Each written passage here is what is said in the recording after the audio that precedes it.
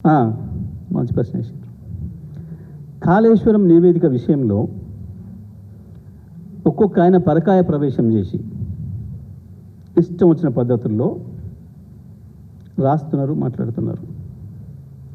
దయచేసి నేను మరొకసారి విజ్ఞప్తి చేస్తున్నా, మీడియా హౌస్ మిత్రులకి, స్లాటర్ హౌజ్లకు నేను హెచ్చరిక కూడా చేస్తూ ఉన్నా. మీరు రాసేదానికి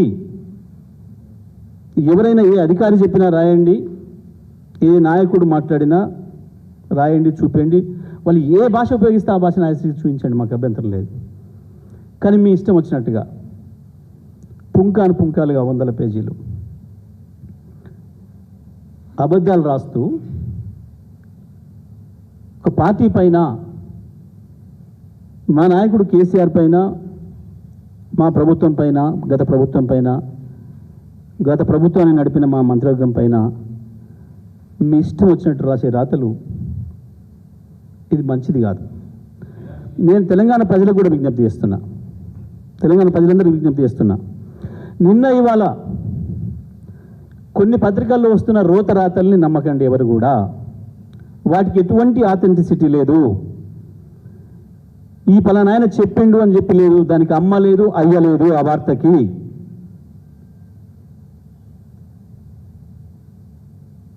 అదే సామెత ఉంటుంది, అంగట్లో అయ్యా అంటే ఏదో అన్నట్టు. ఆ తర్వాత తప్పించుకోవడానికి ఎవరు చెప్తే రాస్తున్నారు, ఎవరు చెప్తే వెండి వారుస్తున్నారు. సీఎంఓ కరపత్రికలా చెప్పేటోడు ఏమైనా చెప్పని, రాసేటోళ్ళకి ఉండాలి కదా విజ్ఞత. ఏం మాట్లాడారు? కాళేశ్వరం ఎలక్ట్రిసిటీ కమిషన్ నివేదిక ఇచ్చినప్పుడు ఏం మాట్లాడారు, ఏం రాసిండ్రు? ఇష్టం వచ్చినట్టుగా. ఆ రిపోర్టులో ఒక అక్షరం ఏదైనా ఉంటే ఆగుదరా ఇన్ని రోజులు?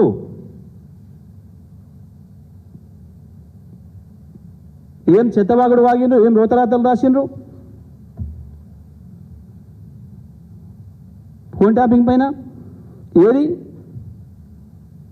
ఒకడికి నోటీస్ వచ్చినట్టు, ఒక పెండ్లమ్మ ఒకటిది ఎవరిదో 2 ఫోన్లు విన్న సందర్భం ఎక్కడ చూసిండ్రు? ఎవరికి ఇచ్చారు ఇప్పటికి నోటీసులు? ఎవరిని పిలిచిండ్రు? ఆనాడు ఉండే పిసిసి ప్రెసిడెంట్కి నోటీస్ లేదు, ఆనాడు బీఆర్ఎస్ మీద ఫైట్ చేస్తున్న ముందు వరుసలో ఉన్న ఏ నాయకుడిది లేదు. ఇష్టం వచ్చిన చెత్తరాతలు, చెత్త మాటలు. ఆయన నివేదిక ఇచ్చింది, రహస్యంగా ఇచ్చిండు. పెట్టమనండి, బయట పెట్టి మాట్లాడమనండి.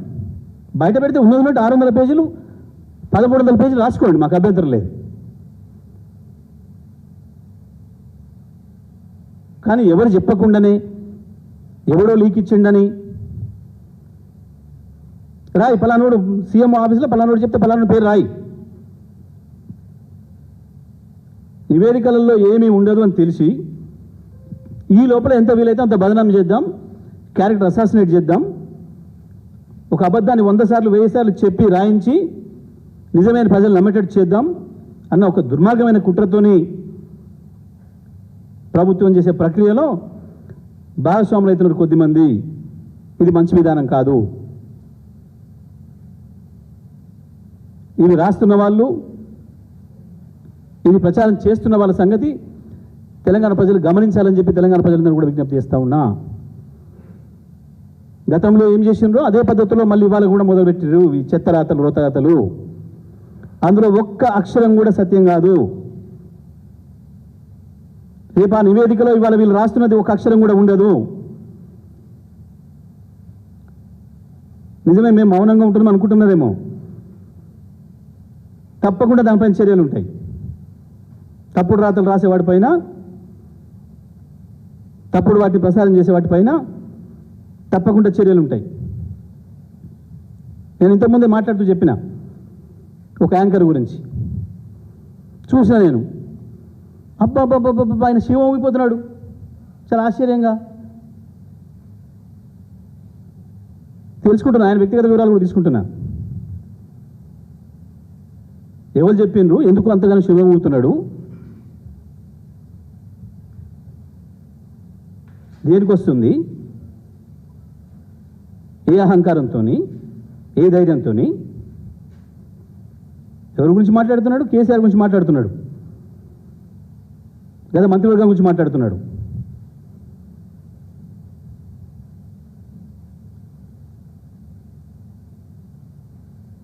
మాట్లాడేటప్పుడు జాగ్రత్త ఉండాలి కదా, ఒలుసో ఉండాలి కదా.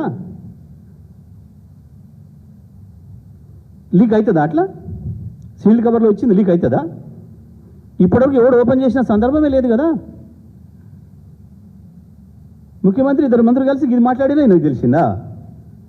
నాకు తెలిసిన సమాచారం కమిషన్ల లెక్క తెలుసుకుంటున్నాడు అని ఢిల్లీ తీసుకుపోవాల్సిన మూట గురించి వెళ్ళి చదువుకోవడానికి నువ్వెంత నేనెంత అని చెప్పి అడ్జస్ట్ చేసుకుంటున్నాడు అని నాకు తెలిసింది. వాళ్ళు ముగ్గురు కూర్చొనాడా?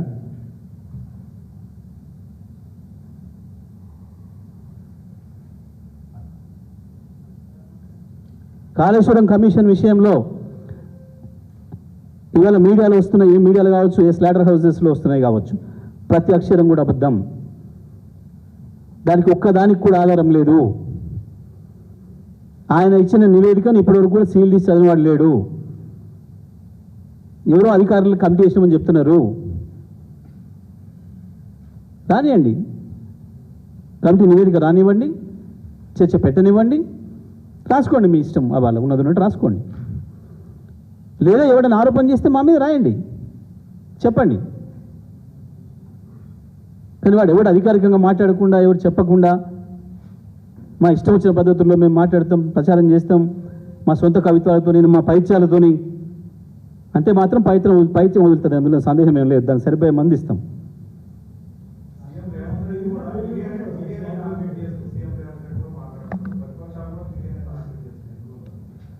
నేను మీడియా అనలేదే, నేను స్లాటర్ హౌస్ల గురించే మాట్లాడుతున్నా. Not all media. నిష్పక్షపాతంగా ఉండేదాన్ని మీడియా అంటాం, అందులో సందేహం లేదు, దాన్ని గౌరవిస్తాం.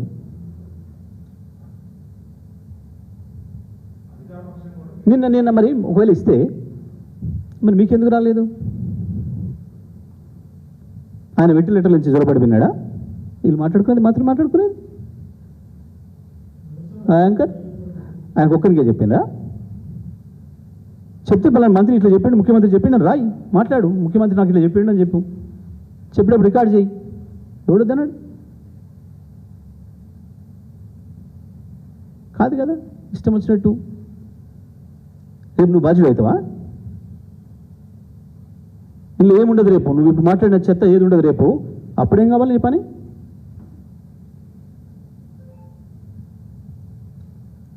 ఎందుకు అంత పరిచయం? ఎందుకు? ఎవడన్నా చెప్తే వాడు అన్న రాదు. నువ్వు మైకి పెడితే పోయి ముందర చెప్పు. నువ్వు స్టార్టింగ్ ఎందుకు పోయి మైకి పెడితే చెప్పు అన్న రాదు. అప్పుడు వాడు బడ్జెట్ అయితే కదా మాట్లాడినాడు.